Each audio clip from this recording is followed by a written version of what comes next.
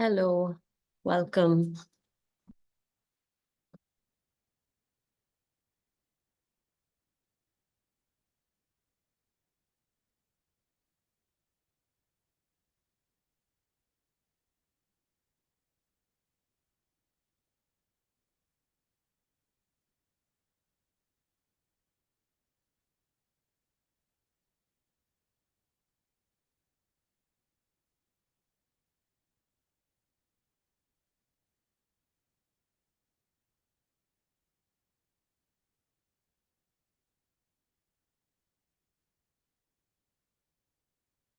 Hello, hello. Yes.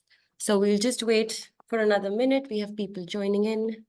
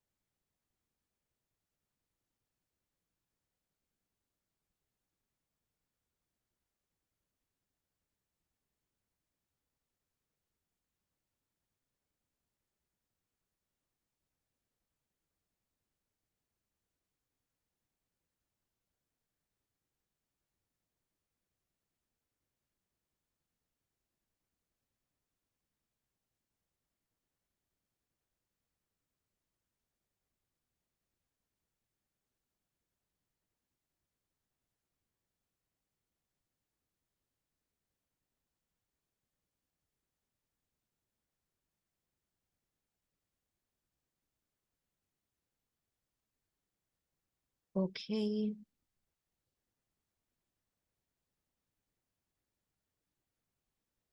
We're just waiting a little longer.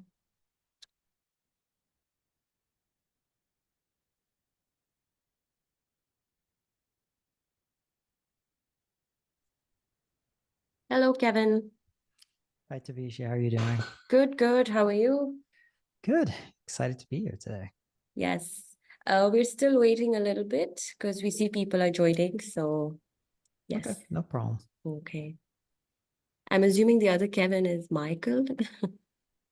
That's a good question. Is it Samara Solutions? Yeah, there's There Michael. we There we go.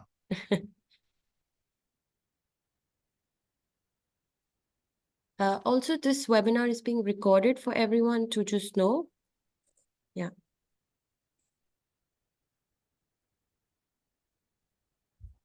Okay.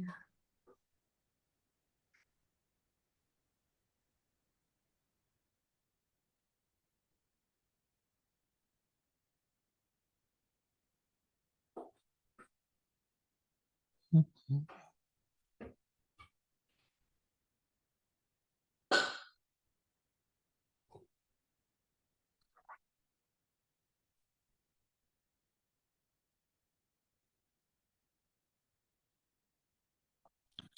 Seems as though his mic and camera is still disabled. Yes, we're on it. Okay. Is your camera working? It says it was blocked. Okay. You cannot start your camera. Yeah. Hi, good morning. Good morning, Michael. Sorry for the technical difficulties. No worries. How are you? I'm doing very well. Thanks for having Good. us. Of course. I think, yeah, we still have people joining. Okay, one more minute and then we begin. Okay. Awesome. Yeah, camera's still stopped. Okay. I have asked our events officer to have a look. Okay. Tavishi, if it's okay, I have a follow-along guide for if people want to insert prompts into their own ChatGPT or LLM reference. Can I share that with everyone right now? Yes, of course. Also in a follow-up email, I will send this PDF as well. Great. Just, yeah. But you can Great. share it right now in the chat. Cool. Okay, I think we can begin now. Thank you everyone for joining. And just a quick, just some basic rules. You can ask questions in the Q&A, and if you want to speak, we can always give you permission. There will be moments where we will have to interact, so feel free to raise your hand. And yeah, okay. So I'm going to start with a short presentation of what the EASPD Communications Network is. So just give me a moment. I'm going to share my screen. There we go. So the EASPD Communications Network is a little initiative of EASPD to bring our members closer. So, oops, can you see my screen? Oopsie. Yes. Okay, it doesn't seem to be moving. Ah, there we go. So the network is actually it consists of communications officers from the EASPD membership. So EASPD has a lot of members across Europe and beyond. And we thought it would be nice to have a space where people who are in charge of communications can come together, discuss ideas, have trainings like the one we will have today. Now, the strength is 33, but for this event, of course, we have more people who have shown interest. So we open it up to people beyond the comms network. And it's really more of a space for knowledge sharing. And just quickly, there are these three areas we use. Most of the comms work that we do at ESPD is through social media, press releases, newsletters, and email campaigns. We use our European platforms to represent our members at a European level, which is why it's important to have a comms network so we can understand each other's ideas and interests. It's also a good source because it's a continuous flow of communication, and we can raise awareness on disability social services sector in Europe. So it's a lot about communications, but we also understand the goals of these different organizations that we represent across Europe and beyond. So that's just a short intro of what the comms network is. And if anyone who's part of our membership is interested to join, contact me. All right, so that was the communications network. Now on to today's training. So today we want to basically talk about how AI tools can be useful for us as communications officers to get our tasks done. Most of us are working in NGOs or are really pressed for time. And that's why Michael and Kevin today will give us some interesting tools, tips, and tricks on how we can do some tasks that we don't like that much to through AI tools that can make our work much easier. So with that, I present you Kevin and Michael from 1BXL. Good morning, everybody. Just gonna share my screen.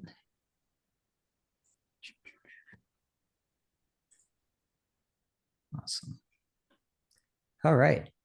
So thank you to Vichy and EASPD for having us here today. We're really excited to talk to you guys about free AI tools like large language models and how you can leverage them to streamline your work, do more with less, and ultimately save yourselves time as it pertains to content creation. Objectives of this presentation are to learn a bit about large language models, how they work, how they think, learn the core elements of prompting. There's 7 in particular that are really useful that will help you have more successful prompts than you do unsuccessful prompts. And then Michael's going to talk to you about applying these prompting techniques to content creation. And then lastly, combining third-party applications with large language models. For example, maybe you produced a script or a prompt, but you want to paraphrase it. Well, there's a better AI tool such as Quillbot that you can then take your LLM's output and put into Quillbot to give you a paraphrased version. And then there's many other applications. Ah, my camera's live. We can Hello, finally see everyone. you.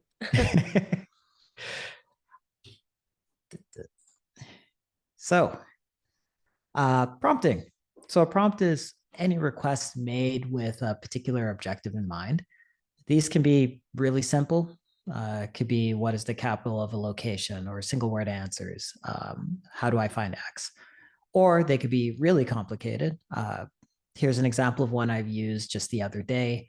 You are a Michelin star chef. I would like to make a traditional Cretan dinner for my family. It must be 3 courses. I have a €50 budget and I live in this area, only use ingredients that can be found in my neighborhood. Walk me through step by step how to make the dishes. And I had amazing results. My wife was very happy. It took me 4 hours though. You can do pretty much anything with these. The limit's really your imagination. It's important to note that large language models don't inherently understand what you're typing into your keyboard, and nor do they fully understand the outputs they're giving you. They're making associations letter by letter.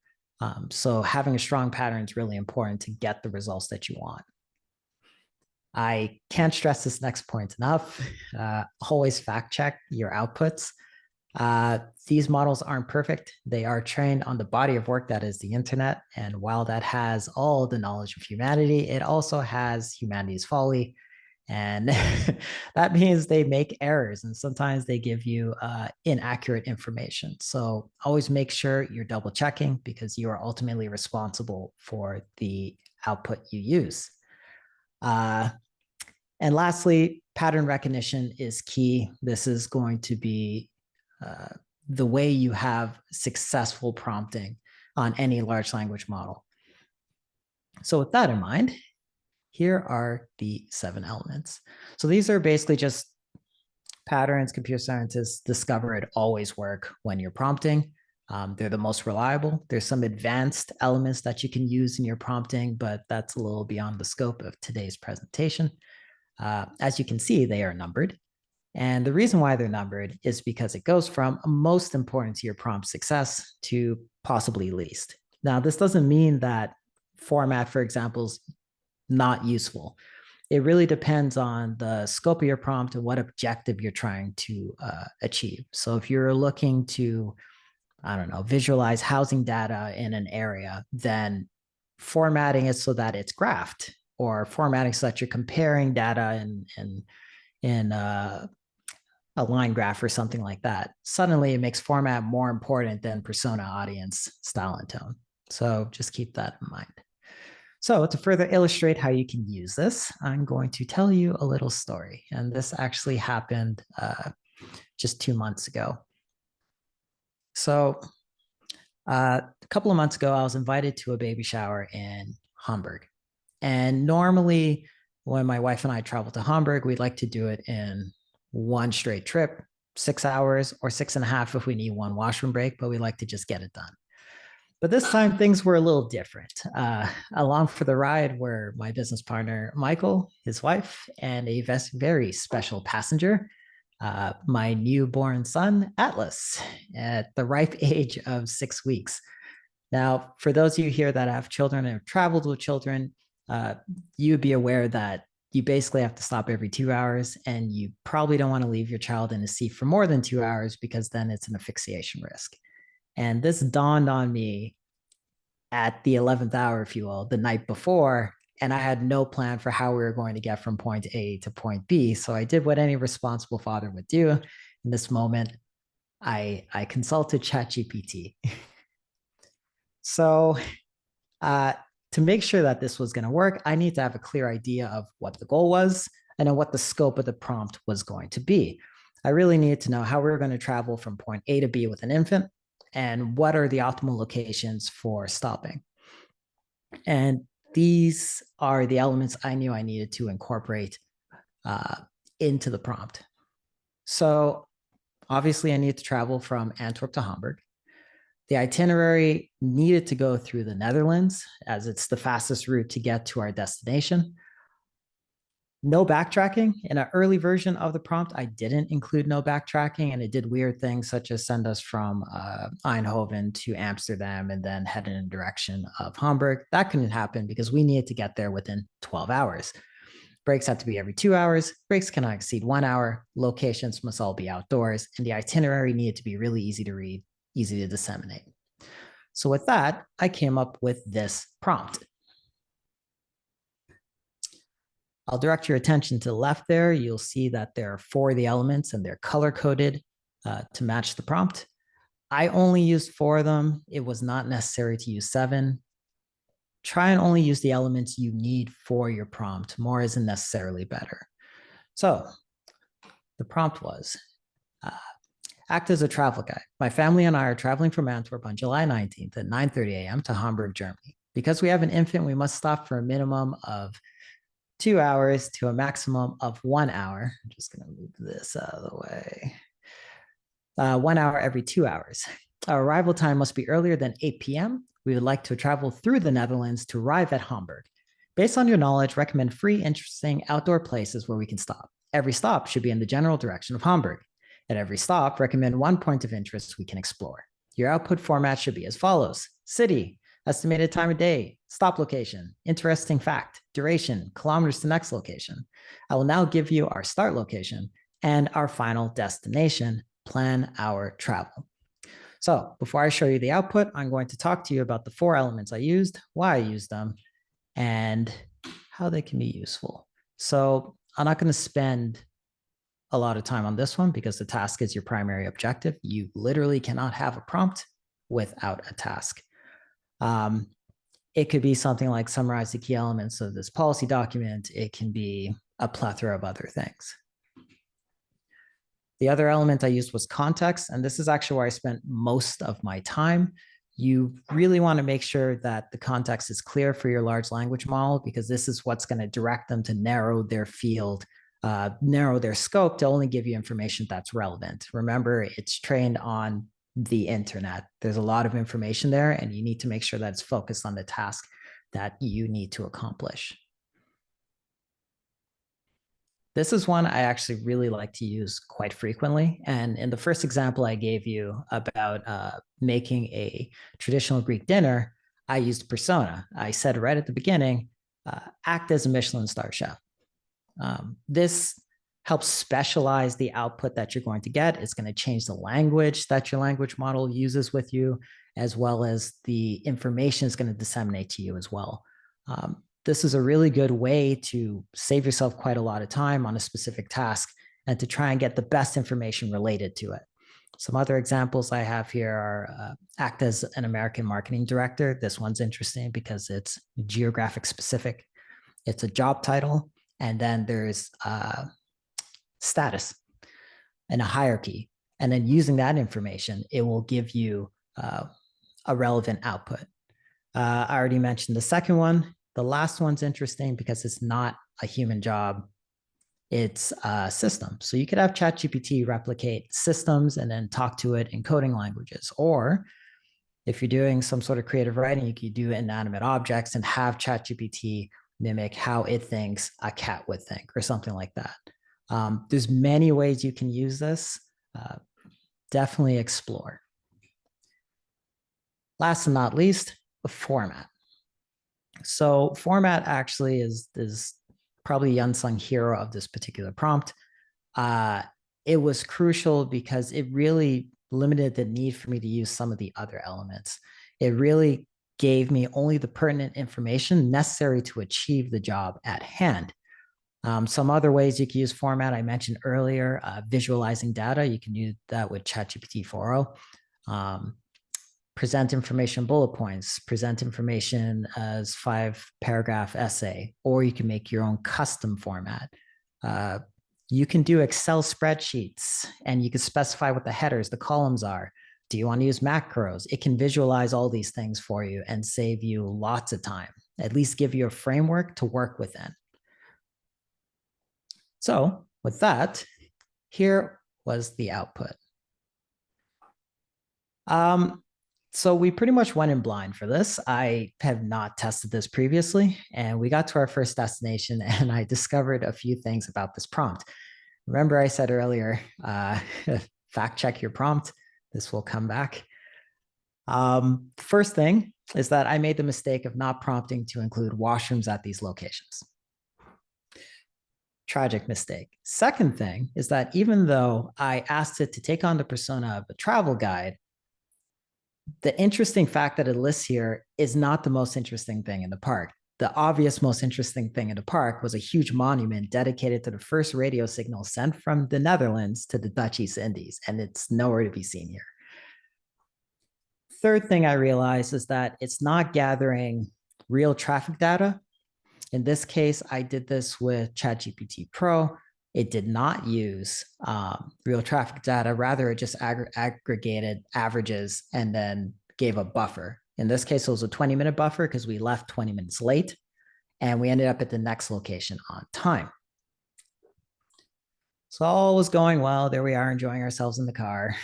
And second location was beautiful. It was so beautiful that we decided to stay and have a picnic. And as a result, we ended up staying 2 hours instead of 1 hour. And this kind of threw off the whole schedule. By the time we got to the next location, I realized that we actually weren't going to make it to the fourth location on time before it closed. It's an open air museum. Interestingly enough, and this is what I should have checked before we left the house, the estimated time of arrival for the fourth destination, we were doomed to fail because the museum closed at 6. And I didn't check that. So either it pulled from old data or I have no idea how it came about doing that, but it's something that I was responsible to check and I did not do. And as such, we needed to reroute to make the trip work. So I prompted ChatGPT. Now you'll notice this prompt is a lot shorter. Also not particularly well crafted. I was doing this while walking, trying to figure out what to do. So we are in Escada Volkspark, but our next destination is now closed. Recommend another location to stop that is outdoors. Can you pick a location closer to Hamburg? There was no need for me to make that a question. Fine. But you'll notice that the result is exactly the same as the previous output. Now, the reason for that is that ChatGPT and other large language models have a short-term memory. Within your chat, it's going to reference anything you prompted it prior to it. So this is important to know because if you're going to switch subject matter or ask it to do a different task, even if it's related to what you're trying to achieve, sometimes it's better to just make a separate chat entirely. And pro tip, highly recommend that when you make these chats, you have not just an objective in mind, but what sort of skill set, what sort of specialty you want to train here. And then use your chat history as a repository of expertise. And then every time you need something specific to a skill, you go back to the chat that's relevant to it, you name it accordingly, and you continue to train it over time. Because then you're just going to get faster and better at these specific skills as you continue to train ChatGPT. This is essentially what you get. One of the things you get for doing ChatGPT Pro, but you can kind of mimic it in the free version of ChatGPT. Because ChatGPT Pro lets you make custom GPTs and then you can have a knowledge base all in one spot and then make chats from that. But in the case of the free version, you can't do that. So here's one way that you could mimic it. You could upload files to these chats and then train it over time. And I can't tell you at what point the large language model starts to forget some of this information. So a best practice is the most relevant information from your prompts, you rephrase it and include in your new prompt in the chat so that it's always present in mind for ChatGPT.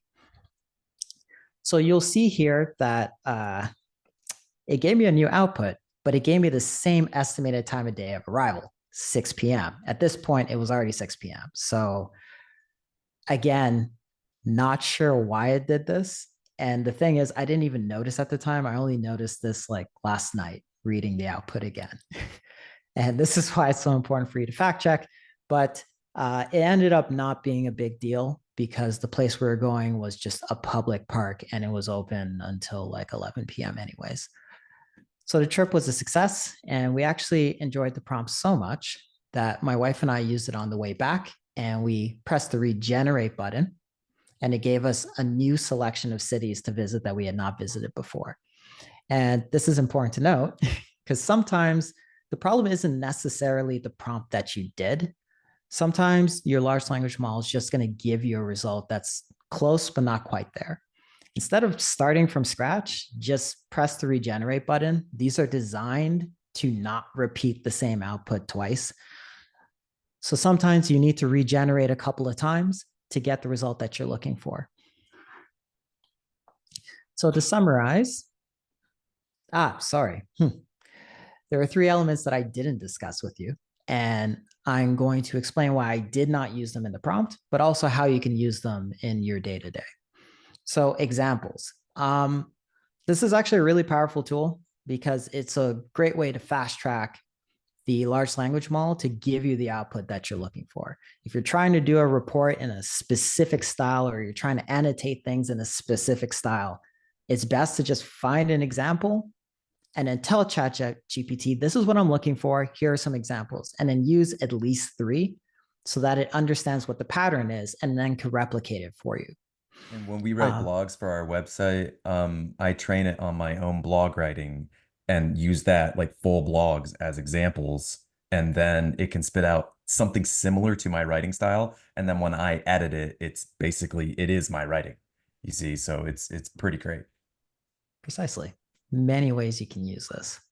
Think of it as like basically you training your AI assistant to do a specific task exactly the way you want it done. Rather than iterating on it multiple times to try and get the result you want, you can fast track it. So as Mike mentioned, you can use it for your blogs, you can use it for your newsletter, you can use it to summarize things in a particular way. Another way you can use it, and it's kind of an advanced prompt, you could actually use it for creating almost like a teacher assistant or a teacher. And you can use ChatGPT to test you on materials, but you just have to set the parameters and the rules and give it examples of how it should act in a specific situation.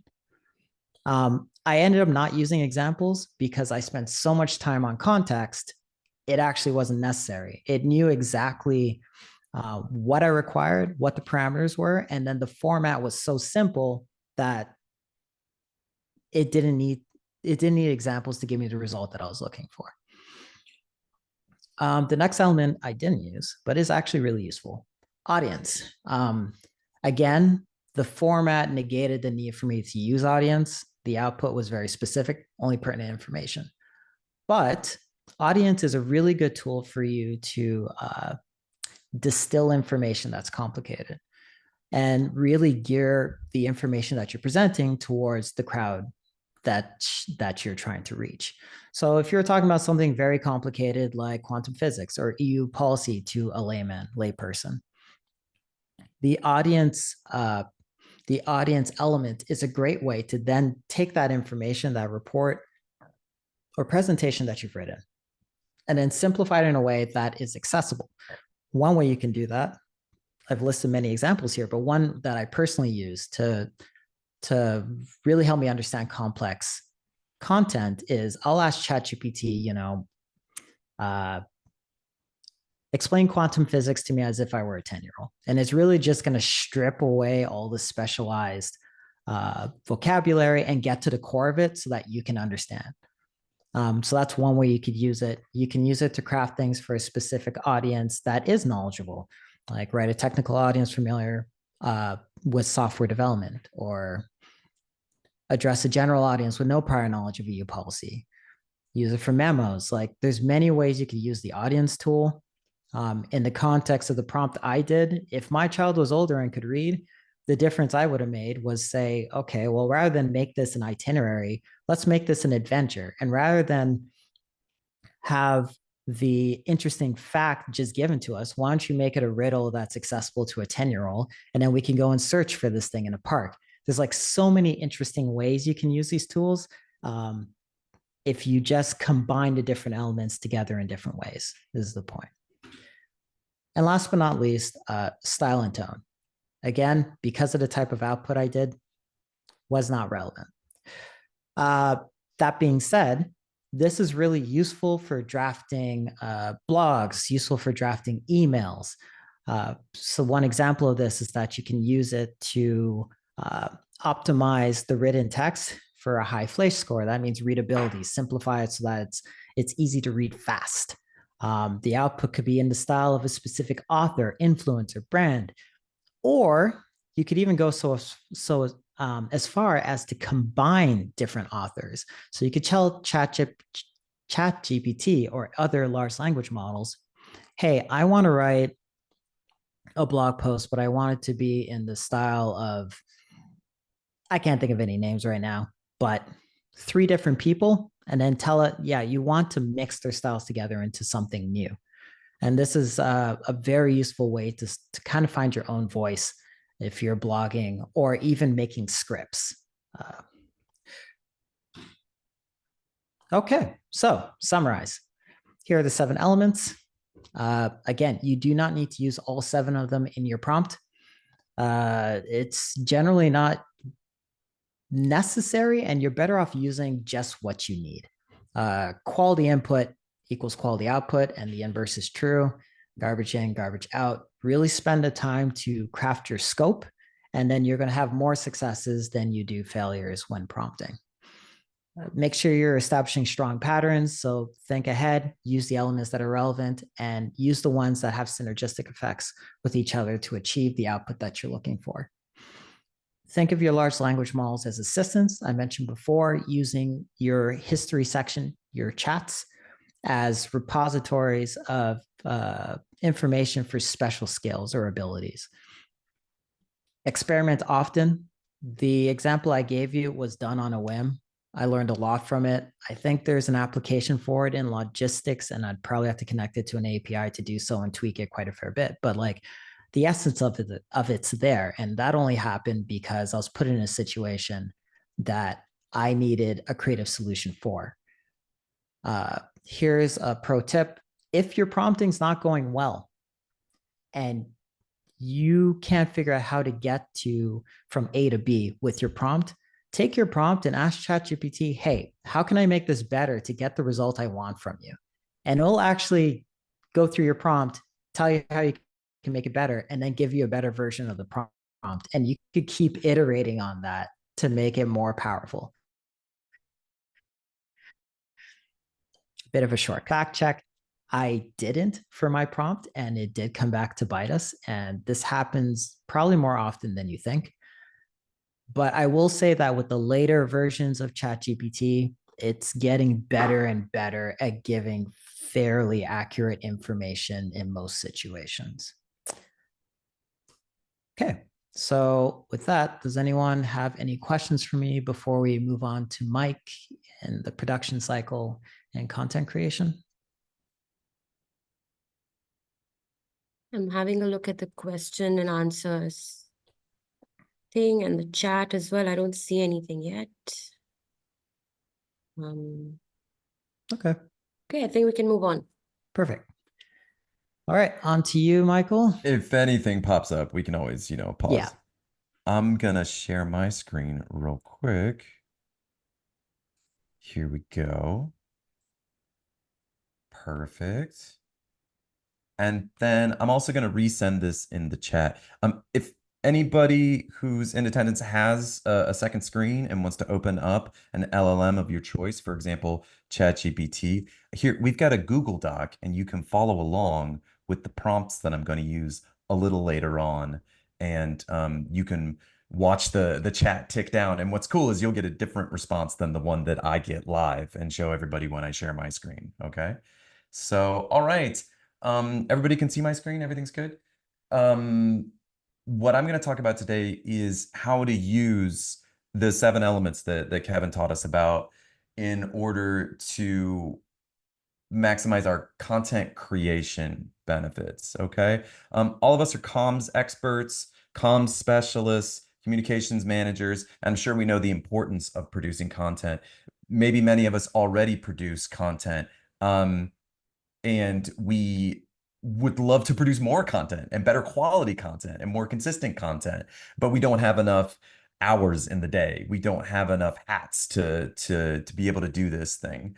So using not just AI tools, but also free and open source tools, I want to teach you how to create content on a budget, and also create content on a schedule that's realistic and at a quality level that's manageable, so that way you can get more content output for your marketing campaign.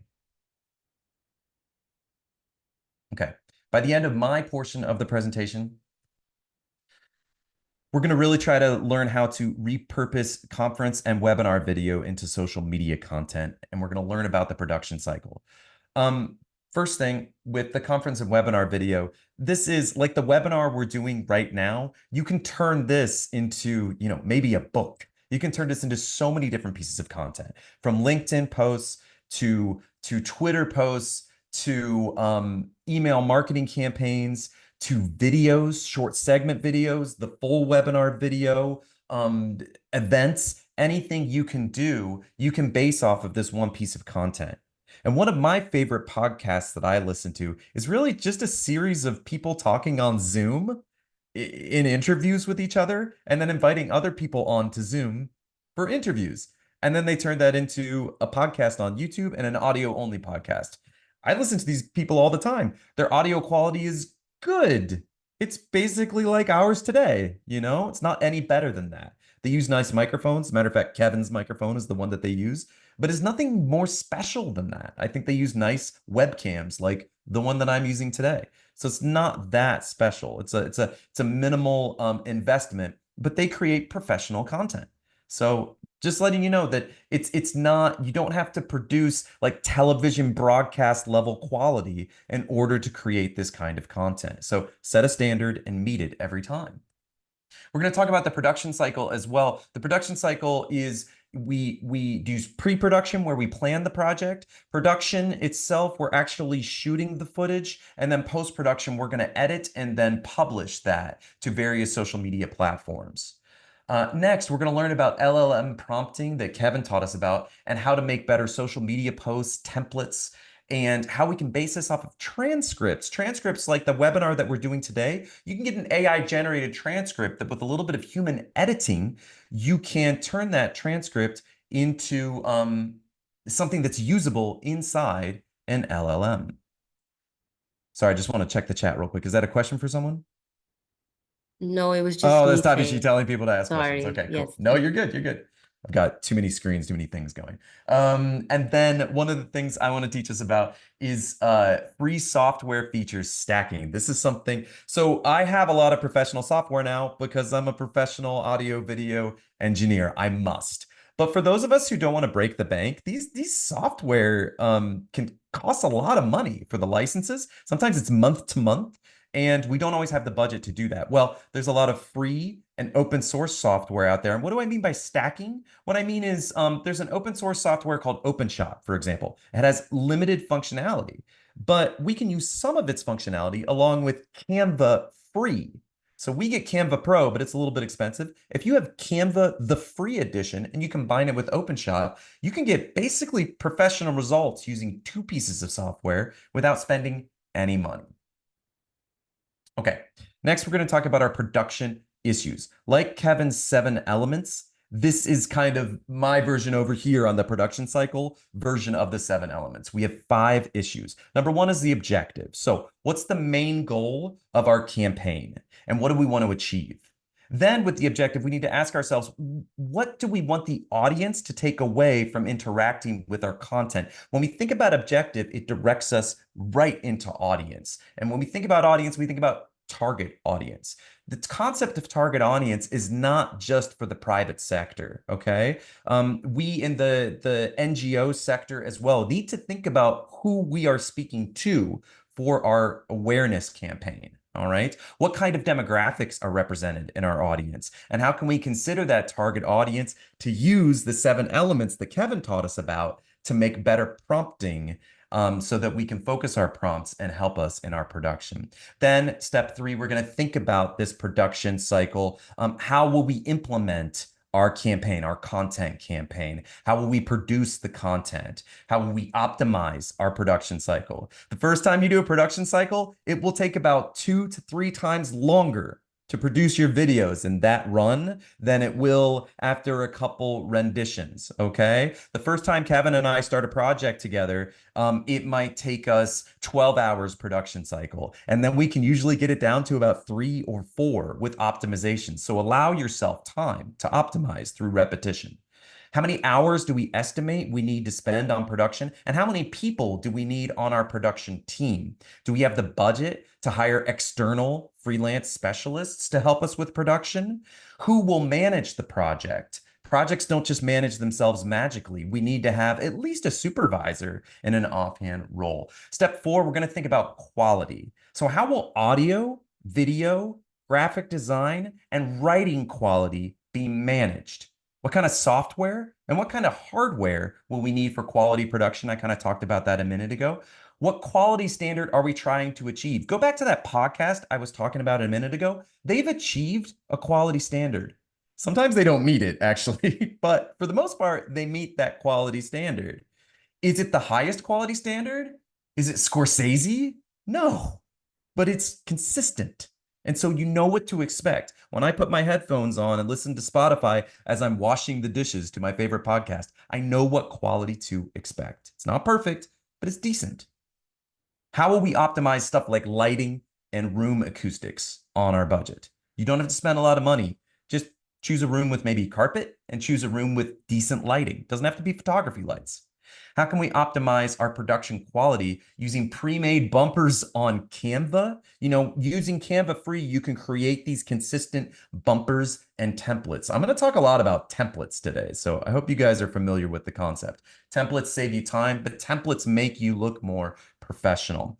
And you got to ask yourself, for your organization, do we have existing design standards from when we built our website? Does our organization have an existing style guide? Use that style guide and like your hex codes for your colors, your fonts, things like that. Use that for all of your content. Be consistent. Maybe this is obvious, but to some people, this might need to be said. And are we always adhering to copyright laws?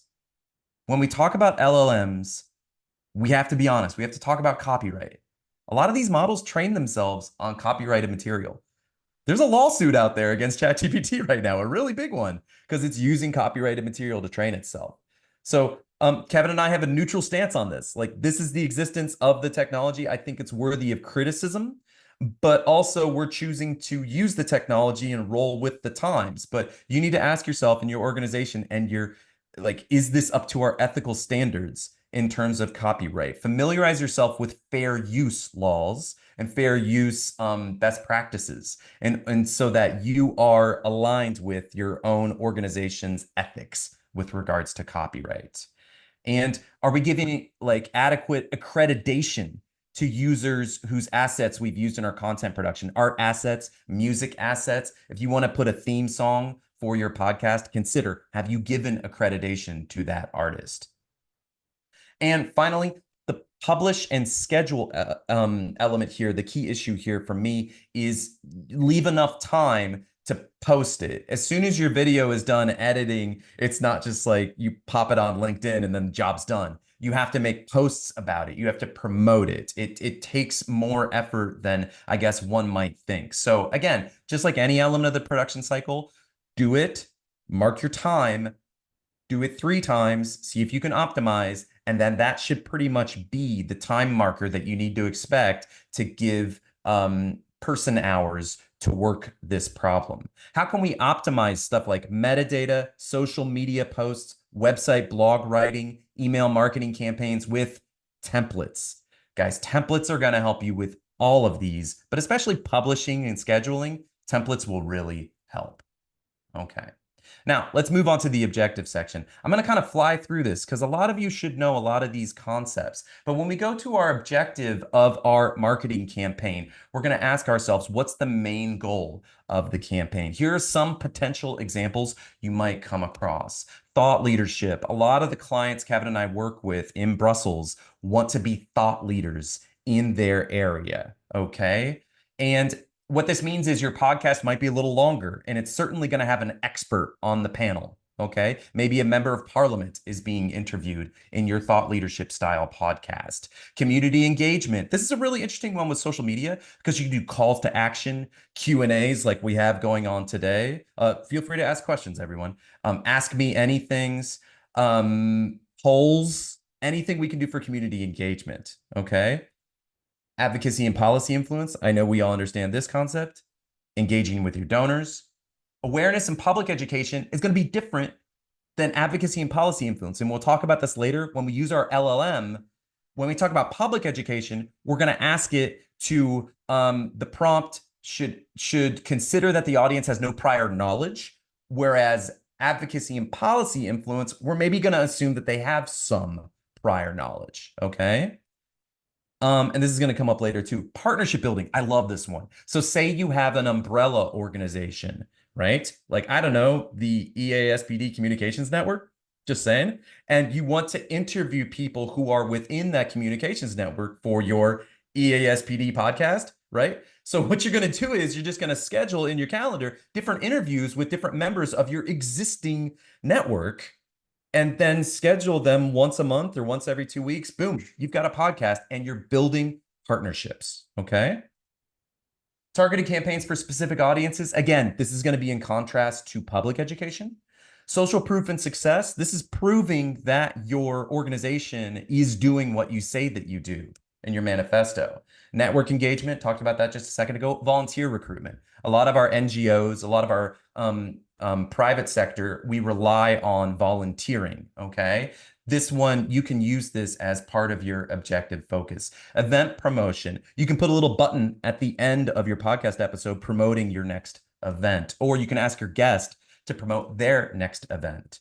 Capacity building. Hi, that's what we're doing right now, right? We're creating content for capacity building. And fundraising. Everybody needs funds for their organization to operate. Question, can you have more than one objective in your campaign? Yeah. Yeah, if you have an upcoming event, you can use the event promotion objective. But if you don't have an upcoming event, then just do some of the other ones. It's fine. You can be a thought leader, but also build partnerships. Now, like I said before, when we talk about objective, we have to already think about audience. And we don't need to talk any more about audience. We know what target audience is, but I want to get right into it with LLM prompt examples, okay? So I just want to give you some examples that I've come up with. They're kind of generic, so they might not apply directly to your organization, but hopefully this will inspire. And I'll put in blue ink the actual audience mention here. So right, for environmental policymakers in the EU, that's going to be different than a general audience, for example. This is specialist knowledge. It's going to use jargon when it gives you output. It's going to use prior knowledge. For young activists interested in social justice, totally different target. I mean, I got to say though, ChatGPT, the robot, it's pretty funny when it tries to talk to young people. It's kind of like the old man on campus. It doesn't really understand how to talk to young people. So maybe get a young person on your team to edit the copy, but something to consider. It will still aim its output differently. Aimed at business leaders concerned about sustainability. Business leaders have different goals than NGO, than non-governmental organizations and private sector. A general audience unfamiliar with the topic, I use this a lot, including in preparing for this speech right now. I don't assume that any of you have prior experience with what we're working on, so I use this a lot.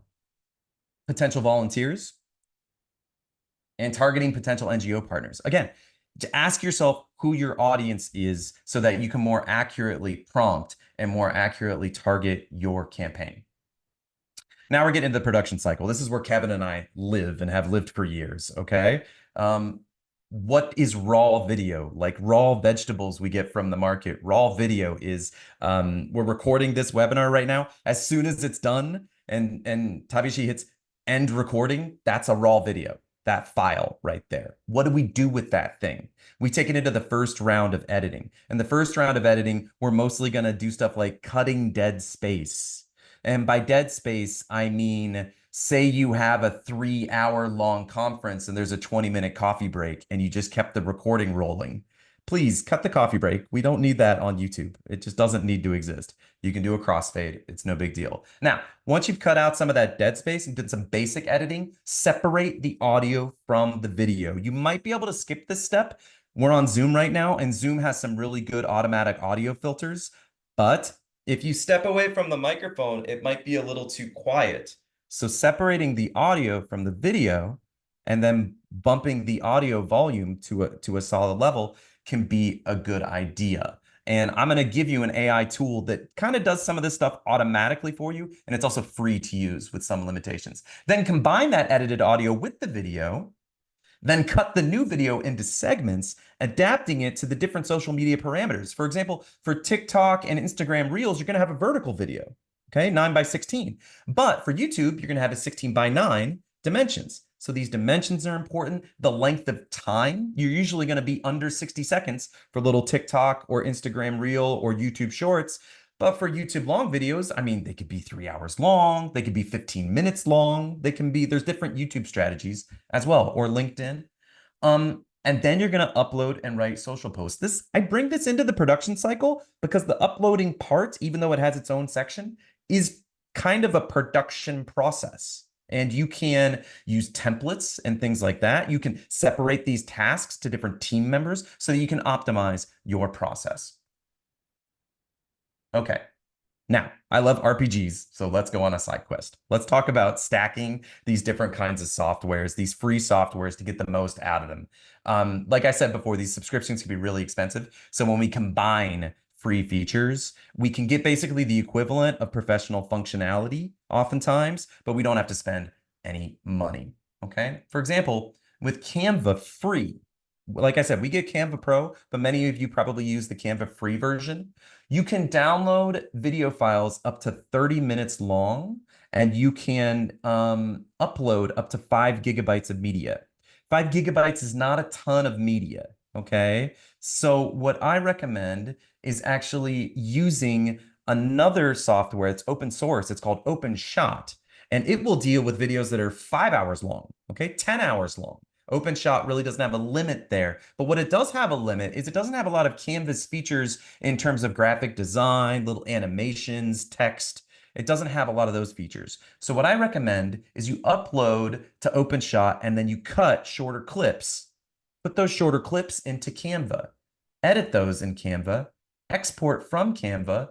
Then patch these shorter clips back into OpenShot to give your long video. And now everything's edited, looks nice, has bumpers, has lower thirds, all of that stuff that you can get from Canva functionality. But Canva has a limit of 30 minutes. OpenShot doesn't have a limit of 30 minutes. Do you see what I'm saying here with stacking the softwares? Is it clear? Okay.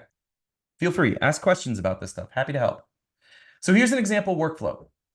Adobe Podcast Enhance is an audio editing service on a website. It's free. It's also paid. It's one of these freemium models, okay? It has a limit of using it for 30 minutes per day. Canva has a limit of 30 minutes per video. I see an opportunity here. Let's make shorter than 30-minute videos, one per day, for our 3-hour conference video. We have 3 hours of raw. We're going to turn it into 30-minute segments. Here's the process step by step. Put the 3-hour footage into OpenShot. Cut it into under 30-minute segments. Separate the audio using a program called VLC. If you have Macintosh, you can use QuickTime to separate this, okay? And also, instead of OpenShot, if you want to use iMovie, I think you can use that pretty well. I use Windows, but many people use Mac. Number 4, you can edit that audio in Adobe Podcast Enhance. Reattach the new audio to the video in OpenShot or iMovie.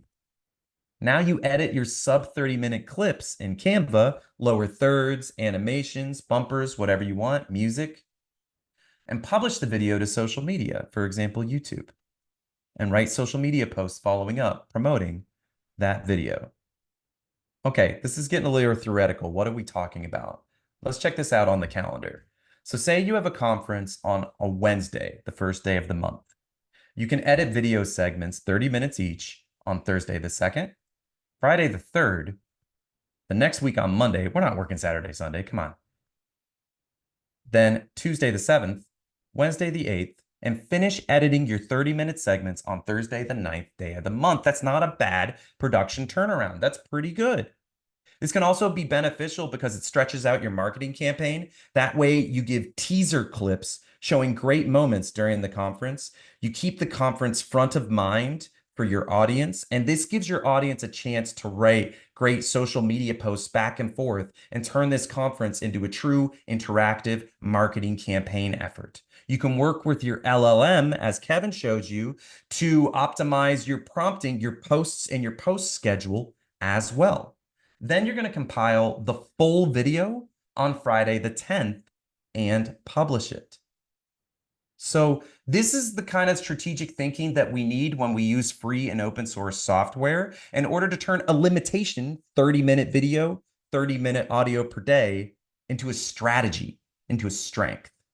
And if you've optimized your workflow to 2 hours per video edit, or maybe 3 hours per video edit, someone on your team can knock this out first thing in the morning, like 8 in the morning, 9 in the morning, and then they can complete other tasks throughout the day. So you're not just sacrificing a team member for a week and a half, okay?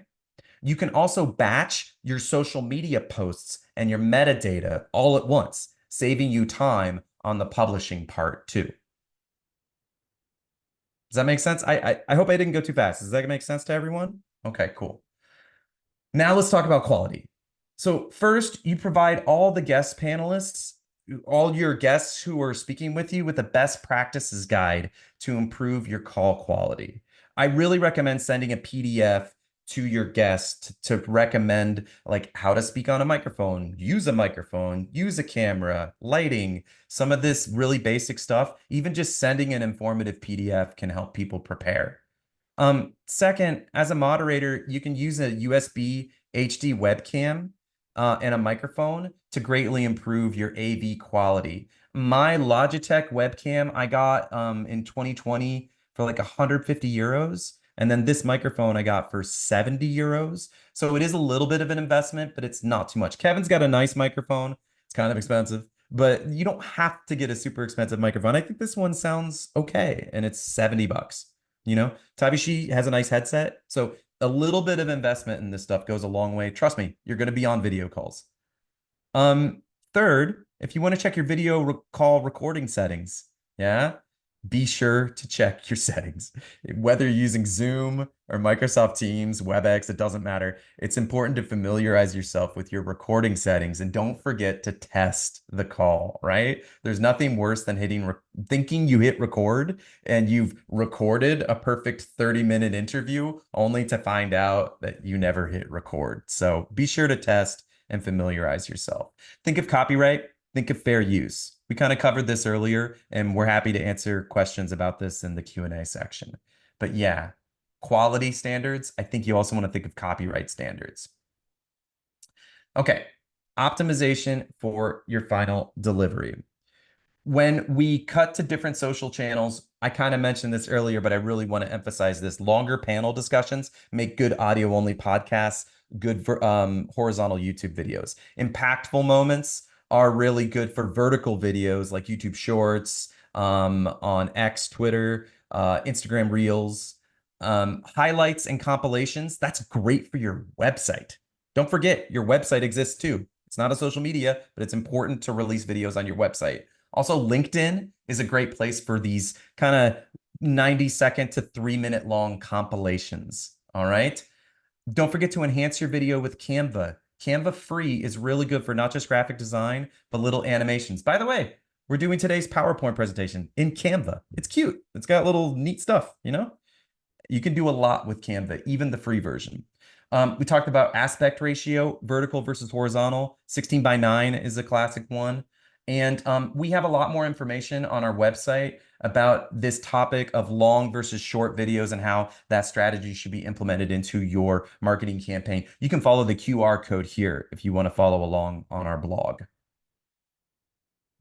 Okay, now let's write some prompts. That's what we came here for, right? So how do we compare what we've learned on my end with what we've learned with Kevin? The objective for me, I think this is what Kevin's talking about. He's talking about context, maybe a little bit style, tone, audience, obviously is going to be audience, but also context. All right. Your audience is going to shape your context as well. And maybe your persona, maybe the perspective that you want the LLM to write back to you. Your production cycle is task. And I think it's also context. Your quality, I think this more goes into the style, tone, 7 elements. and publishing should go into task, context, format. Of course, I might not be completely accurate. You're going to have to experiment. All right, let's try writing some prompts. Now, you can follow along in that sheet with your LLM that I gave you at the beginning. I'm going to give you an example prompt that I think is probably relevant to a lot of us out here. So the task is write a project proposal for content marketing campaign centered around repurposing conference video footage. Include plans for audio-only podcasts, videos of varying lengths, social media posts, blog posts, and email marketing. Model the blog post and the style of the following example. I'm going to copy paste from our own website, a blog entry that we have. Respond as a marketing director for a high-profile NGO in Brussels, Belgium. Write for the internal marketing team with no prior knowledge of audio-video production. The output should be in the style of a UNICEF marketing project proposal. I chose UNICEF. You could choose another big org. I just wanted to choose a big org that the LOM would know so that it would have like a certain quality standard. And this one's fun. Format. Present your output in the format of a content marketing project proposal and also include a Gantt chart. Not everybody uses Gantt charts, but I thought it would be a fun experiment to see how the LLM would do. So now we're going to have some fun. Okay. I'm going to copy paste. Sorry, you get to see how the sausage is made in Canva a little bit, but that's all right. Michael, sorry, we have a question in the chat box. Yeah. The LLM you're referring to is ChatGPT, right?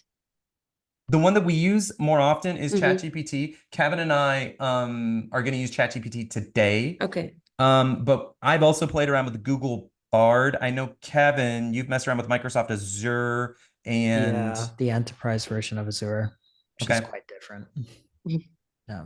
so we encourage, and like Google Gemini, like we encourage you to try the different ones. What's the Facebook one? It's at Lambda. Lambda, Yeah. Yeah. Llama, Llama. Sorry. Llama.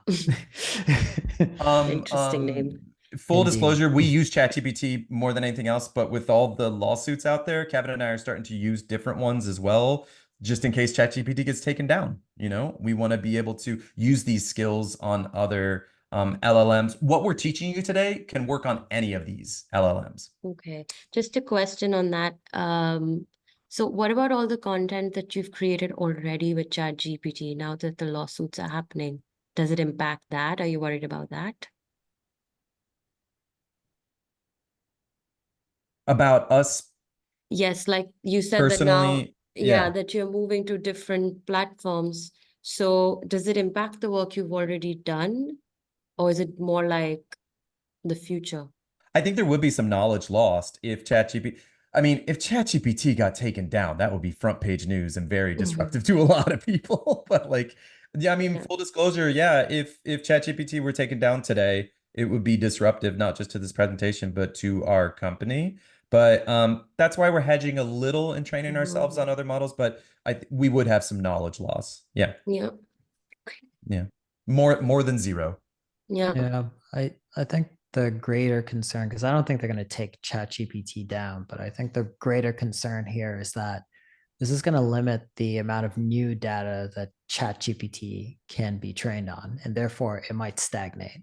And one of the My things that plateau, yeah. one of the things they're trying to do right now to mitigate that is to create artificial scenarios, artificial information to feed ChatGPT so that I could keep learning. But they're running into some problems with that as far as accuracy of information, and it's decreasing the performance of ChatGPT. So regardless, like it's still important to us to hedge and use other platforms, but they all have their nuances. Like Microsoft Azure, for example, the big problem I run into. I'm working on a project right now with an AI-driven microscope. Oh my gosh, can't say it Microscope. right now. No, microscopy company Oh, in sorry. Sweden. Yeah. And they use the enterprise version of Azure. Problem with Azure is that it doesn't save chats. So the thing I told you earlier about saving your knowledge base and chat history does not work for that. You have to have all that information centered in your primary knowledge base, and then it'll draw from it every single time you prompt it. And then also the prompts, the way it formats it is very different from ChatGPT. I would actually say it's better at doing that, but it's not so good at other things. So not everything's transferable, just to Yeah. be clear. There's also one LLM that I've had a ton of success with, and it's Claude. That's a If good you've one. ever heard of Claude, check that one out as well. I find that as far as creative writing, just writing in general, blog writing, post writing, it's the best. It is in its own league. However, it tends to hallucinate more than the others. So, what is an AI hallucination? I've heard one of these computer scientists specializes in AI lecture on this, and the way that they described it was that a hallucination is just the AI's attempt at creativity. And so we shouldn't necessarily scold it and say, you're lying to me. I don't think it doesn't have a conscience, you know? Although we might anthropomorphize AI, it's not human. So when it hallucinates, when it makes a mistake, it's not that it's trying to lie to us or trying to deceive us necessarily. It's that it's trying to creatively come up with a response, and it can be wrong. But that very creativity is what's leading to all these breakthroughs. So we should embrace the clunkiness of it, because that's actually a hidden strength in a way. Its weakness is also its strength, if that makes sense. It doesn't fully make sense to me. So if it doesn't fully make sense to you guys, that's cool too. So, all right, let me keep going. So I entered in our prompt and I let it cook. So unfortunately, you guys didn't get to see the scroll roll, but if you're following along, you get to see it done in yours. So let's see what it spit out. Again, who is this useful for? People who don't regularly lead their own content production projects, right? ChatGPT is kind of giving you a template, giving you a sample of how to run your content marketing project.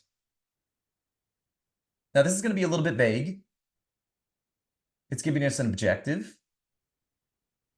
It's giving us a project overview, a target audience. It's giving us key deliverables. If you're an experienced project leader, you might not need this. You might have your own template, and that's fine. We're just showing you for if you're not. Maybe this could be useful.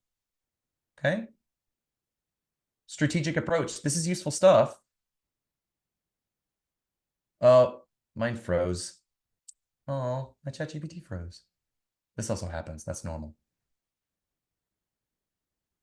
Okay. Well, maybe I run it again. Of course, you had to freeze today, ChatGPT, because we're doing a presentation. I really wanted to show you the Gantt chart because I think the Gantt chart's pretty cool.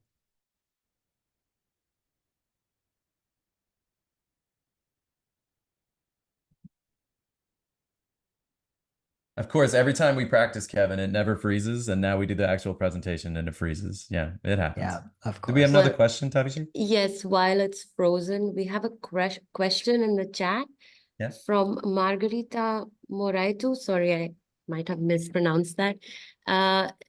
She's saying it will be interesting to know how to work and have a practice with Canvas or OpenShot.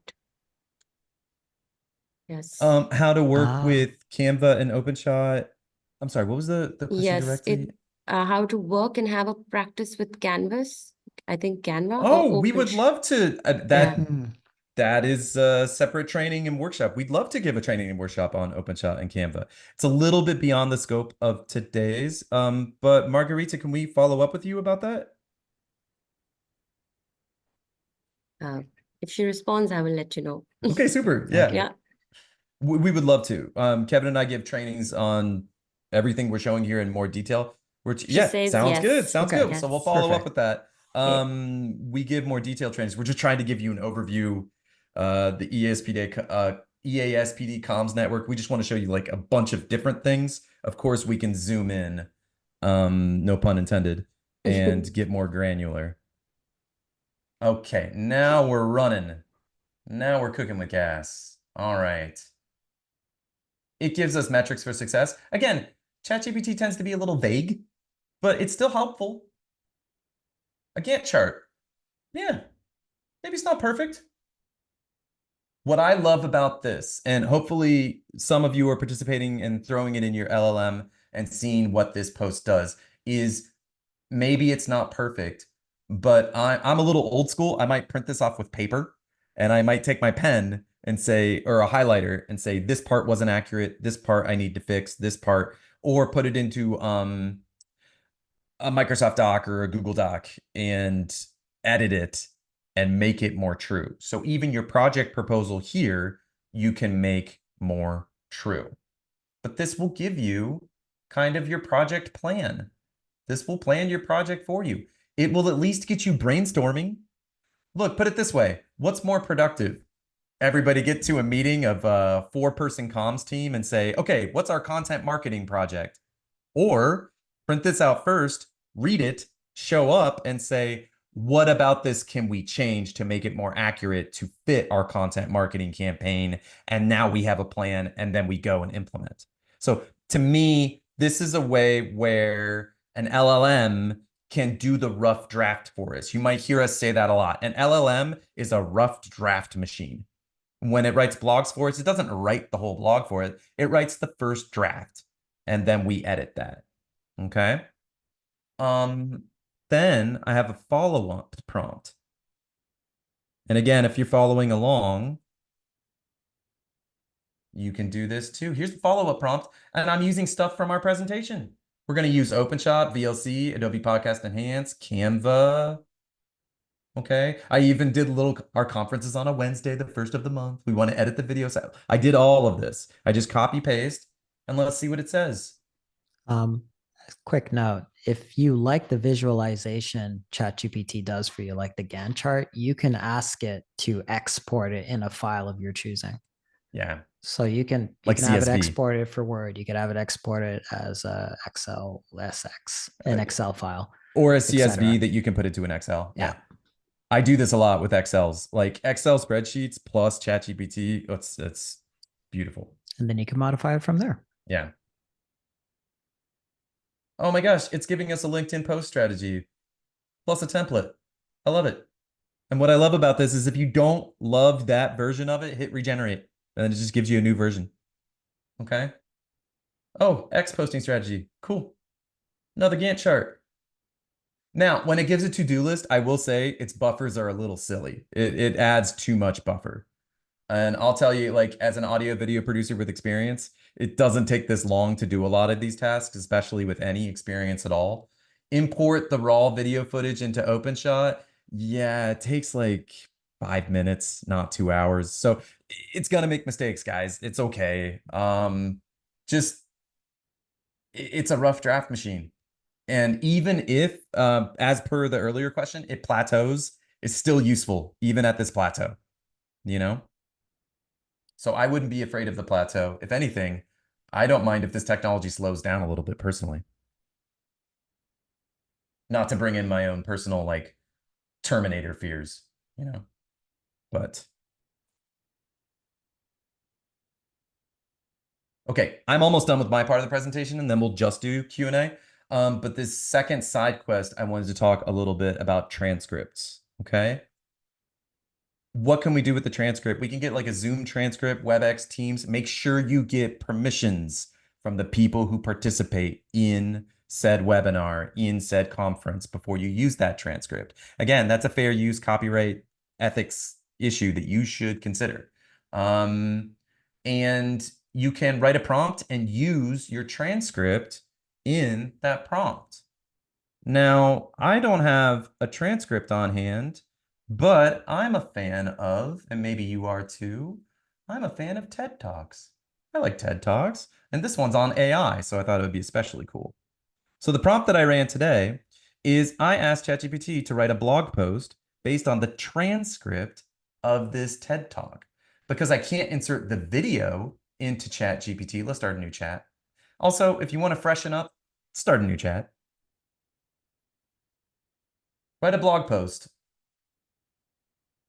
Write the blog post in the style of Gizmodo. I just chose one, like a techie blog. And here's a TED Talk, and here's the transcript. You can't just toss a video into ChatGPT and have it process the video, but you can toss a transcript in there.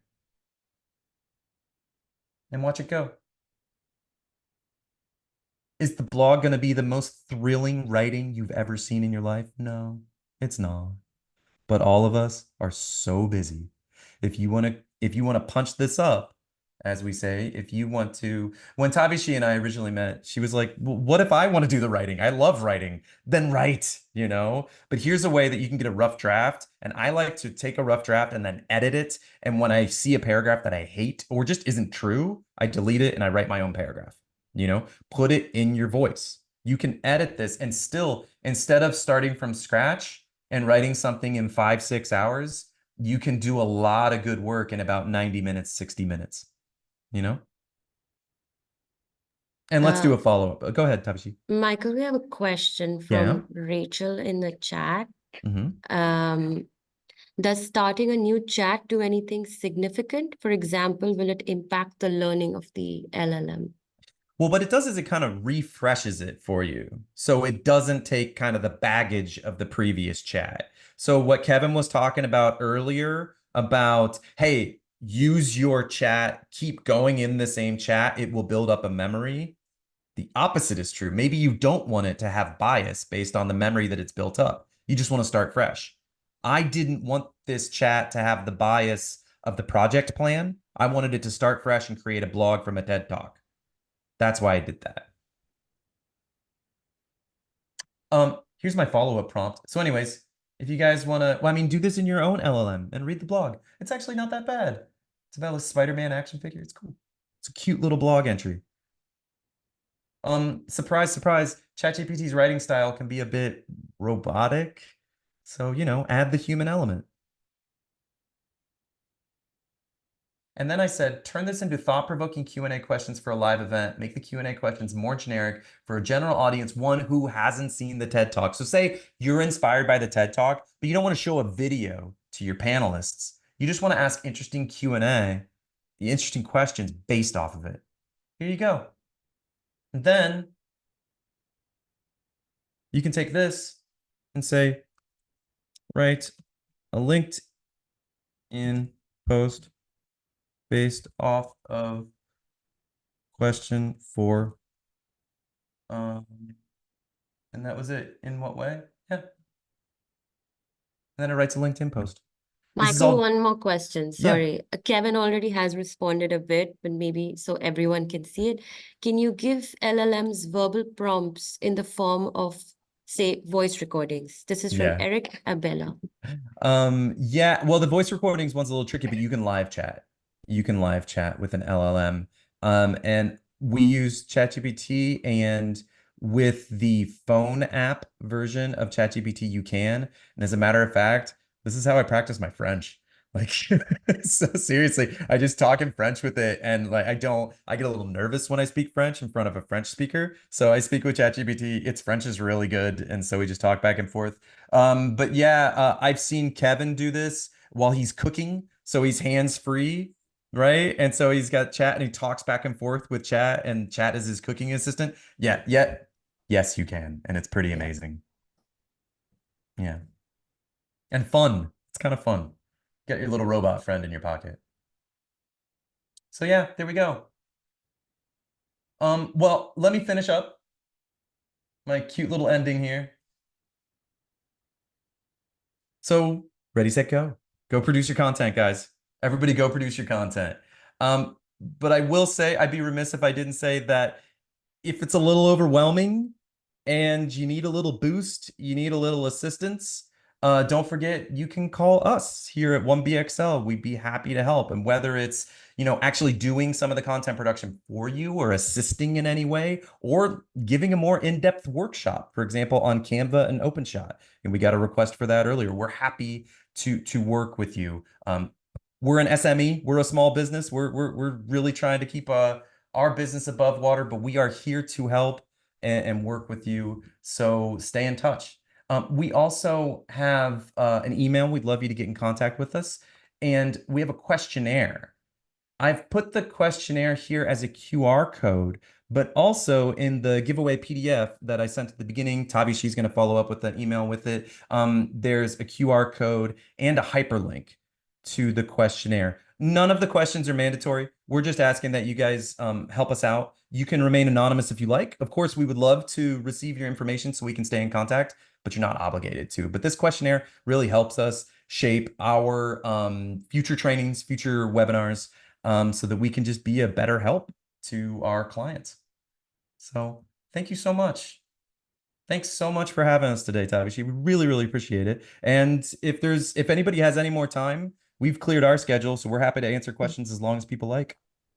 Yes, thank you so much, Kevin and Michael, both of you. It was a really nice training, and I will send this QR code, I mean the PDF separately, but I'll make sure that people have access to it through the email I sent even after. Because I'm sure like a few people have even left because they have other meetings. Hard outs at 11. So, Yeah. yeah. Yes. Okay. But please Thank you. ask Yep. questions. We've got time. So Yep. yeah. Yes, if there are any questions, please you can forward them to me and I can send it further to them. But they've also shared I'll share their email as well. And thank you everyone for attending. It was really wonderful. Thank you. Thank you. Bye-bye.